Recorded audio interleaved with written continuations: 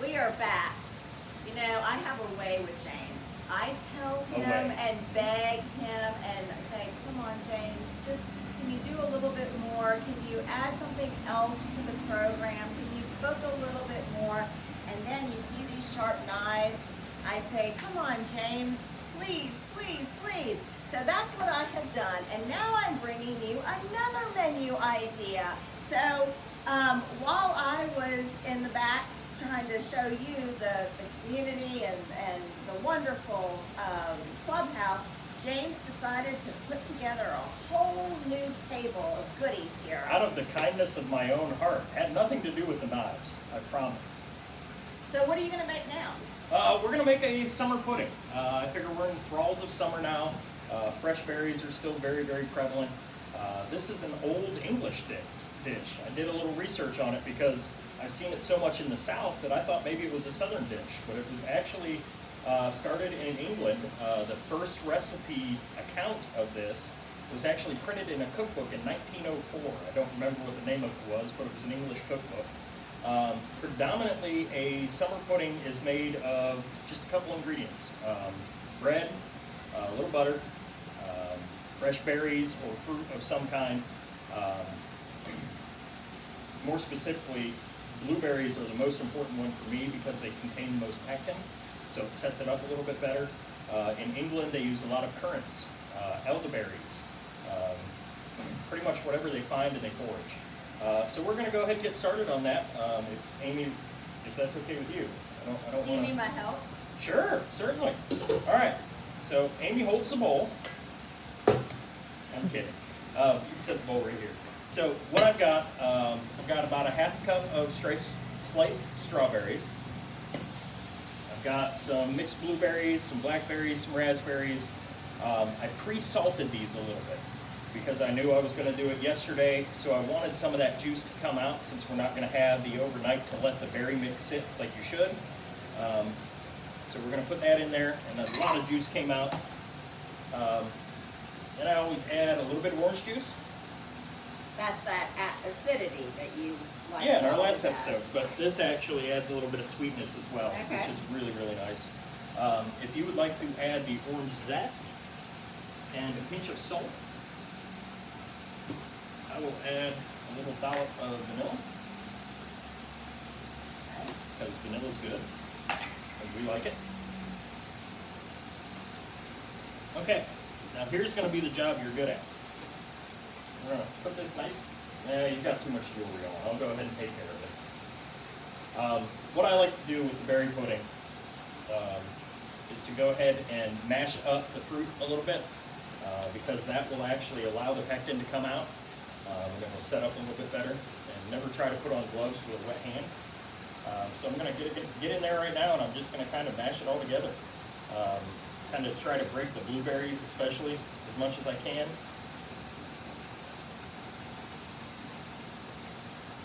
Can you do this with raspberries? Yep, there's some raspberries in here. Okay. Raspberries, blackberries. The key to for me, is to always add a little bit of predominantly blueberries because those seem to hold the best.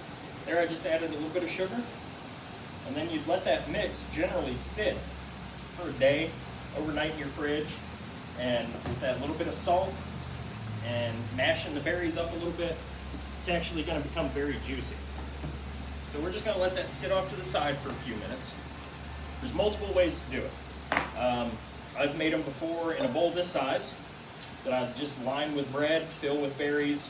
I figured since we're doing this for y'all, I got 2 little ramekins. So all you're going to want to do is take just a normal piece of white bread, wheat bread, rye bread, not rye bread. Rye bread would be awful. Seeing if anyone's paying attention.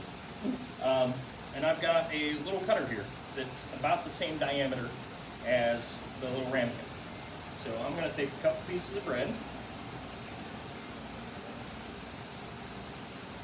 And this is a little bit thicker than I usually would like, but it should work fine. And I'm cutting out a circle for the top and a circle for the bottom.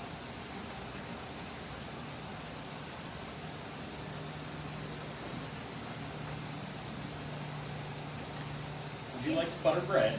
Sure, you know, these are some things that I need to start thinking about having.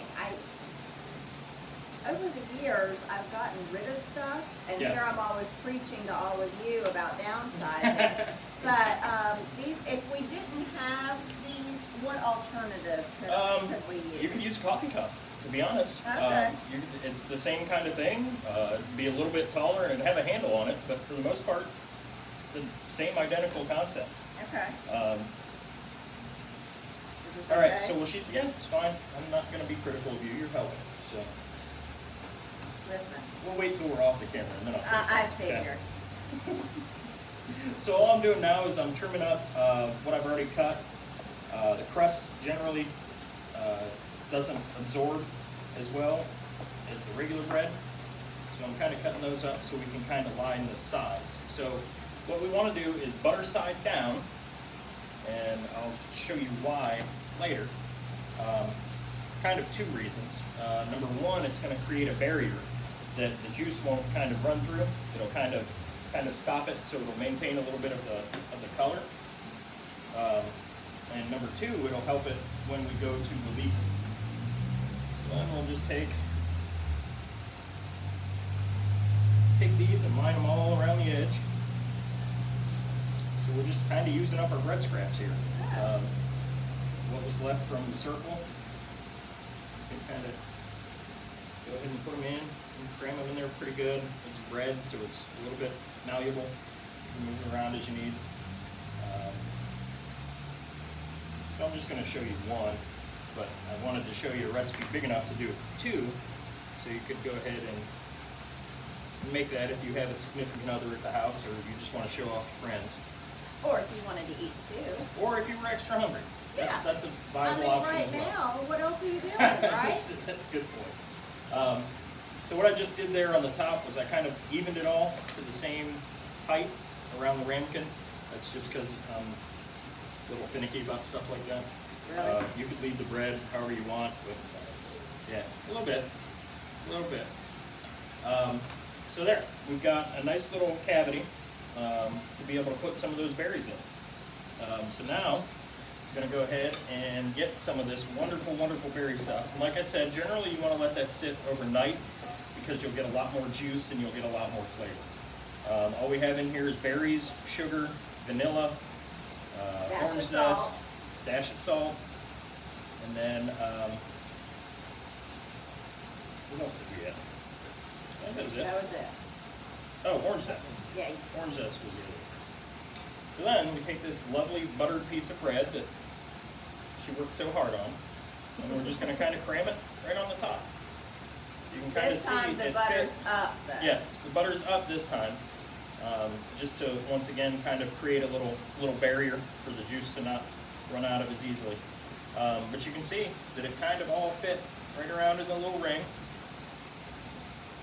And now we're going to just put that off to the side. So what I like to do with them is take a soup can if I'm making them at home, or if I'm doing a larger one.